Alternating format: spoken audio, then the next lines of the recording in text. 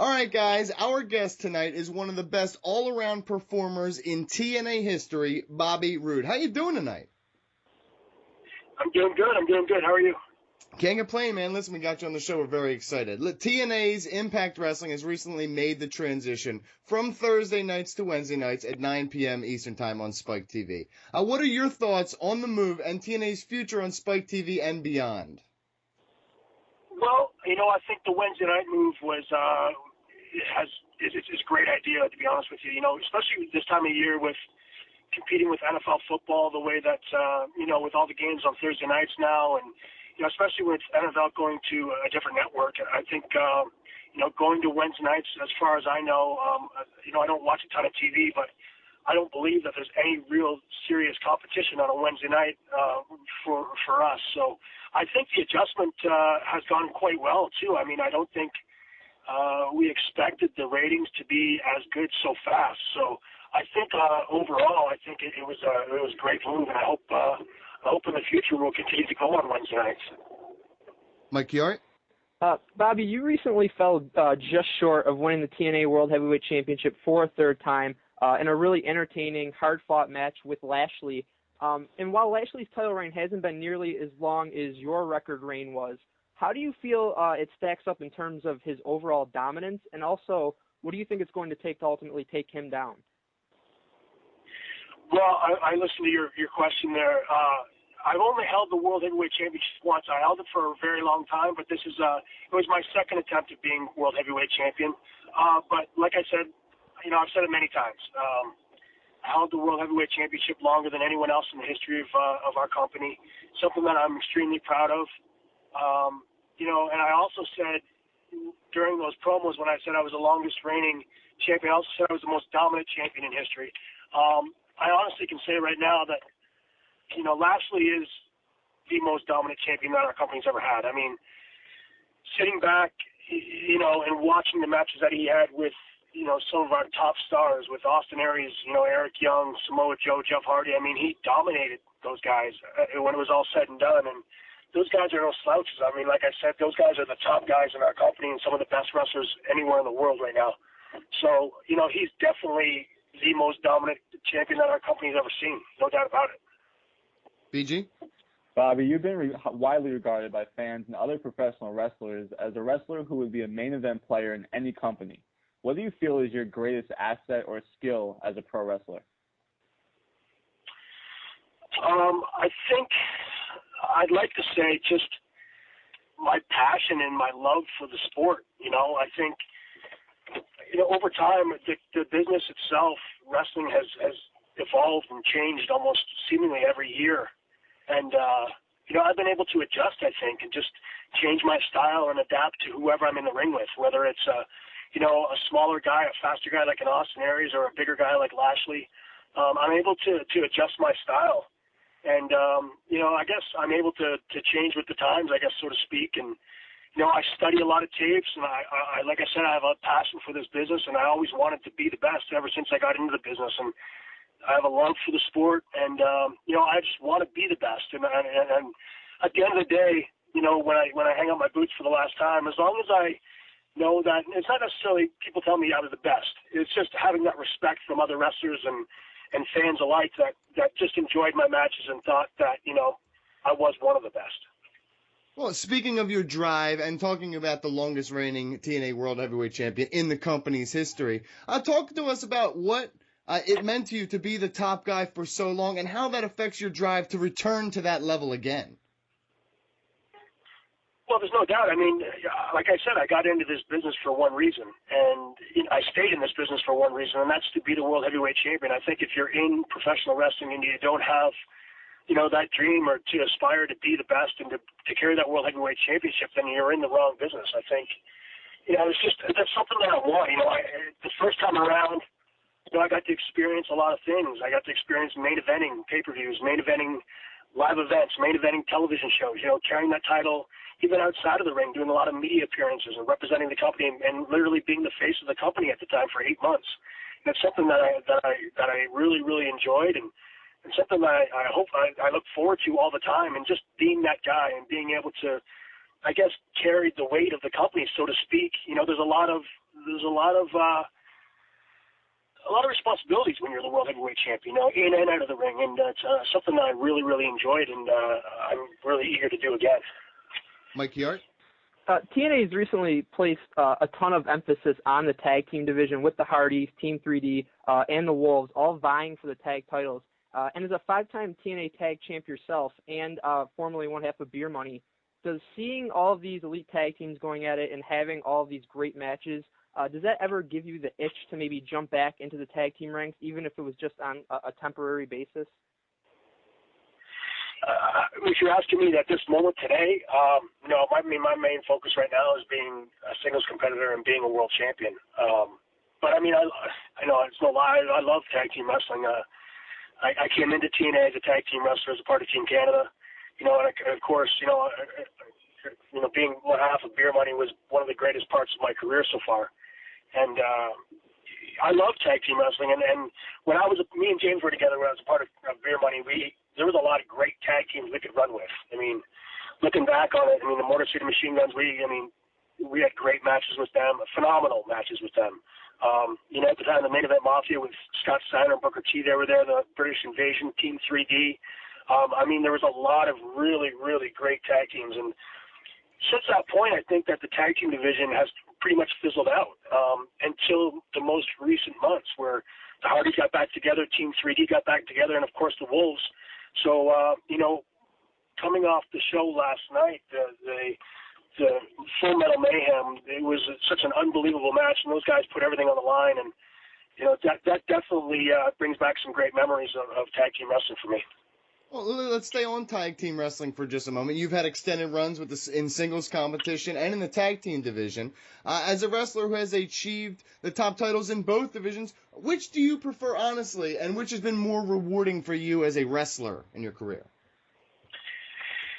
Well, I would say they both, I think to me personally, they both have their positives and effects on my career thus far. To be able to be the best at tag team wrestling and as an individual star, it means a lot. As a part of a tag team, at the time, like I said, in TNA, with such great tag teams like we had when we competed as a tag team with Beer Money, that was having those tag team titles at that time with all those other teams around us meant a lot. And, I like to think that James and I became one of the greatest tag teams of all time, during our tenure together. But holding the World Heavyweight Championship is something that, you just can't put into words. And being able to hang on to it for as long as I did is something that I'm extremely proud of. BG? Bobby, could you explain to us how you approach or prepare for those type of matches, whether it's singles matches versus tag team matches, whether it's a match or a storyline, how you prepare for those differently? There's not a lot of difference, really. I've been doing this for almost 17 years now, almost, a little over 12, I think, now with TNA. So I approach every match the same, whether it's a tag team match, a singles match, a six-man tag, whatever the case might be. I always mentally and physically prepare for my matches the exact same. So it's no different. Mike Chiari? There's been a lot of speculation about TNA and what the future holds for it lately. And as a guy who's been with the company for so long and is presumably a locker room leader, do you ever feel a need to address the other wrestlers when a negative report comes out, or do you just kind of roll with the punches when that happens? I don't. I guess in a way I could be looked at as a locker room leader. I've been there for a long time. Honestly, unless somebody comes up to me and asks me or wants my opinion on something, I don't usually go and talk to anybody or say how I feel about things. I just try to focus on what my job is, and my job is to go out there every week and put on great matches and great storytelling and be the it factor every Wednesday night now. And, all the behind-the-scenes stuff, the rumors and all that stuff are just that, the rumors. And as far as the locker room and myself is concerned, negotiations are ongoing, not only with Spike, with a bunch of other networks. So, and everything's been positive. There's nothing that has been shown by anyone by Dixie or anybody else in the TNA offices that would make us think that things are going to go bad. So it's been positive, and I think our shows on Wednesday night on Spike have reflected the positivity. BG? Bobby, you've been looked at as the franchise player of TNA and a leader in the locker room. What does it mean to you to be recognized as such a talent, and what type of pressure do you put on yourself to maintain that status? A lot of pressure on myself. I'm my own worst critic, and that's a good thing, I guess. But like I said, I got into this business to be the best, and I'm going to continue to try to be the best, and whether it's, like I always said, I mean, I've said it on many interviews, if I'm out there for a 5-minute in-ring or a 30-second backstage interview or a 20-minute match, I'm going to try to make my segment, my part of the show, the best that they can be, and that's all up to me. So, I'm a perfectionist, I think, just like mostly everybody else in the wrestling business, and, I'm hard on myself sometimes, but I always want to get better, and I continue to look to get better. I always... like I said, I study tapes of guys and different wrestling all over the world, and I always want to get better, and I think that's the key to being successful in this business. All right, last round of questions. You've had legendary feuds as a singles competitor with top stars like Kurt Angle, James Storm, Austin Aries, and many, many more. Are there any feuds or matches in particular that stick out as unforgettable moments in your career? Something when you look back, you're going to say that right there, that's the moment. I've been blessed to have a lot of great moments in this company. I think, right off the top of my head, obviously the run with James, with Beer Money being so successful and taking nothing basically, a nothing tag team and turning it into something big, is something that I'll always remember. And, my matches that I had with Aries, like you said, I loved working with Austin Aries and look forward to hopefully working with him again someday. But honestly, I think one of the things, and you mentioned it, that sticks out of my mind right now, thus far in my career, is my matches I had with Kurt Angle. Kurt, in my opinion, is the best wrestler that there's ever been, pound for pound.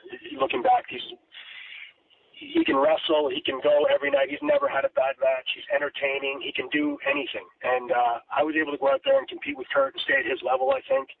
And I just really, really enjoyed our matches. I loved the professional wrestling aspect of it. It was a special moment being able to, wrestle with Kurt and just to be on his level and to produce great matches with him. Mike Yart? TNA's biggest pay-per-view, Bound for Glory, is going to take place on October 12th in Japan, and there's a lot of intrigue surrounding the event now that TNA's announced the card, but you're not included on the card. And as a top guy, is there any disappointment on your end to not be part of it? Yeah, there is. I mean, there's negatives and positives to this year's Bound for Glory. I mean, obviously, it's disappointing that I'm not going to be there. I'm not going to be a part of it. I've been a part of every single Bound for Glory that there's been in this company from the very first time. I want to say, I was thinking about it today. I think the very first Bound for Glory in Orlando, me and Eric Young were defeated for the tag team titles against 3 Live Crew, I believe, back then. So I've been a part of every one of them, and I've been main eventing on a couple too. So it's a little bit disappointing. I mean, it's a lot disappointing that I'm not on the card. I mean, I love Japan. I love performing over in Japan. And just being a part of Bound for Glory. Bound for Glory is, our flagship pay-per-view.